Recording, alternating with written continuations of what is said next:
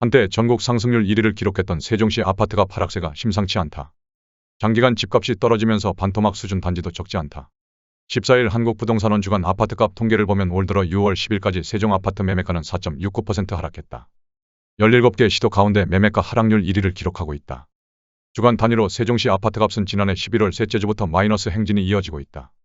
전세시장도 사정은 비슷하다. 올 들어 6월 초까지 전세 가격은 4.52% 떨어졌다. 전세가 역시 시도 가운데 세종이 가장 많이 하락했다. 매매는 물론 전세가마저 전국서 하락폭 1위에 이름을 올린 것이다. 통계를 보면 세종 아파트값은 행정수도 이전 이슈가 불거진 지난 2020년 피크를 찍고 3년 넘게 하락세가 계속되고 있다. 부동산원에 따르면 세종 아파트 매매가는 지난 2020년 무려 44.93% 폭등했다. 당시 아파트 거래 절반이 외지인이 사들일 정도였다. 전국 상승률 1위 기록이다.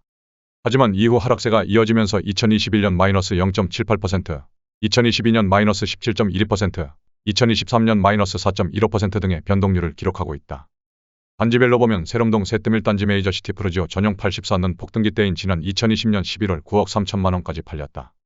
지난해 10월에는 5억 원대로 떨어졌고 현재 6억 원대에 거래되고 있다.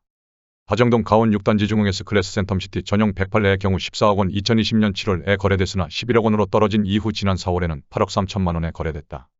인근 S중개업소 관계자는 시세가 단기간이라도 회복을 못하고 약세가 계속 이어지면서 과거 급등기 때 대비 반값 이하 단지도 적지 않다. 특히 대형 평형의 경우 하락폭이 더 크다. 고 말했다. 일단 과거 집값 폭등에 따른 피로감 누적이 시장에 영향을 미치는 것으로 보인다. 외지인 등 투자 수요가 빠진 가운데 주요 수요층이 공무원들이 매매 대신 전월세를 택하는 것도 원인이라는 설명도 나온다. 전망에 대해서는 더 이상 떨어지지 않을 것이라는 분석도 있다. 고준석 연세대 상남경영원 교수는 세종의 경우 다른 지역보다 급등과 급락의 진폭이 매우 큰 것이 특징으로 바닥권으로 볼 수 있다. 고 말했다. 이어 인근 오송 및 오창에서 일자리가 계속 늘어나고 있는 데다 국회 세종 이전이 확정되면 바닥에서 벗어날 여지도 적지 않아 집 매수를 고려해보는 것도 좋을 것 같다. 고 말했다. 반면 반등 및 상승이 쉽지 않다는 분석도 있다.